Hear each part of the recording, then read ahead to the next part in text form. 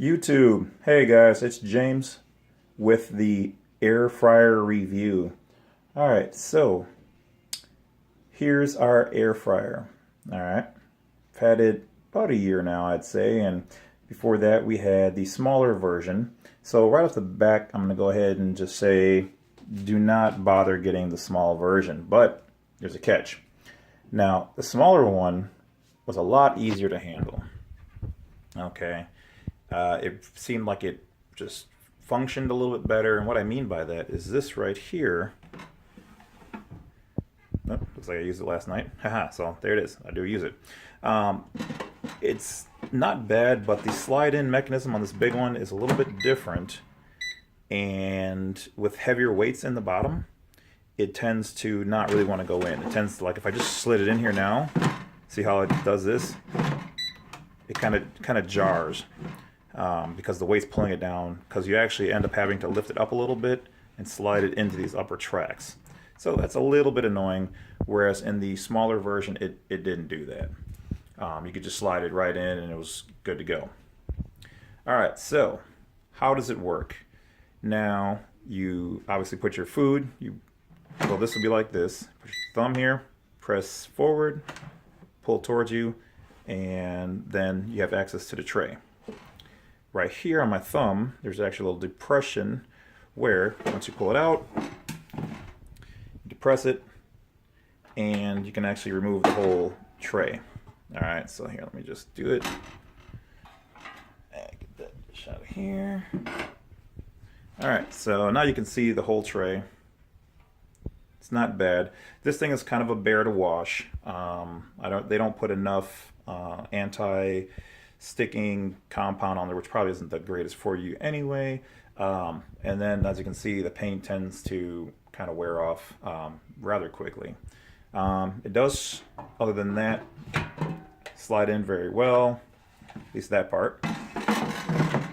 This part goes in pretty well. Once you have your food put in there, you're just going to hit the select button, and then here you're going to hit the menu, and it'll set up for French fries, automatically at 400, and a preset time. And what you can do is you can decrease the time here, and you can increase the temperature here, but 400 is pretty much all you're gonna get, which most models don't even do 400, so you're good to go.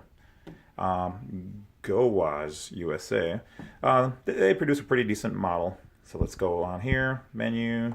Oops, already got this in. Menu, and then you've got things like, you know, bacon and seafood or shrimp. Once you select it and you hit the power button, as I just did, it'll go through and do its cycle. Like I said, you can turn it off or whatever else. Now, if you pull it out in the middle of its operation and you put it back in, not right now because it was on the down cycle, but it will actually start over from where you left it. So for instance, confectionery, so 350, decrease the temperature, add more time, hit the power, it runs, and oh, I want to check on it. Looks like it's pretty good. Go back in there, starts right back up, no problems. 100% satisfaction on that kind of stuff. Other meats, it also does really good with steak, pretty much anything, everything, even from a frozen state. You can literally just throw it in this beast and it will de-thaw it, and then it'll utilize the water from the ice and even the juices in there to actually cook it and tenderize it. So it's an awesome product. Other than the door, that's the only thing I've got to say really about it bad. It does kick out some heat with a little bit of oil at times from the smoke.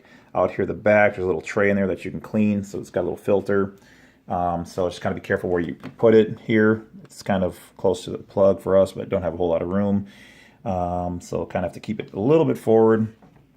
So otherwise it will kind of heat up this core like it did here and make it soft. So it's going to kick out some heat because obviously it's generating, you know, tons of energy to produce that 400 temperature in this little box.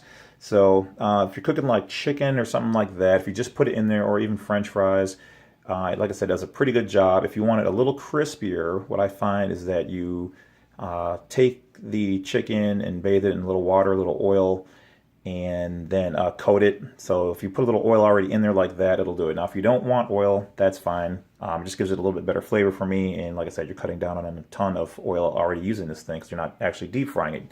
You do not put the oil or anything like that in here. It'll already go to the bottom, but you do not like fill it with some oil and cook it that way. Very dangerous. I would not recommend doing that. So they also give you like a little cooking chart and book to tell you like what temperatures and how long and what all that internal temps and all that should be. So I would recommend this product, other than the door, so just be aware of that. Maybe the new models will have a little bit better feature, because this is the first generation of theirs, the first of the larger size generation. Like I said, the smaller one we had absolutely no problems with, and this one, other than the door, that's pretty much the only thing I can negatively say about it. So if you want to deep fry, this is especially good for my people of color who like fried foods but know they shouldn't be eating it, especially with all the salt and fats and stuff like this. And for my other people who just like to eat healthier, this is definitely the way to go. Get you an air fryer, and that's all for today. All right, thanks guys. Have a good one.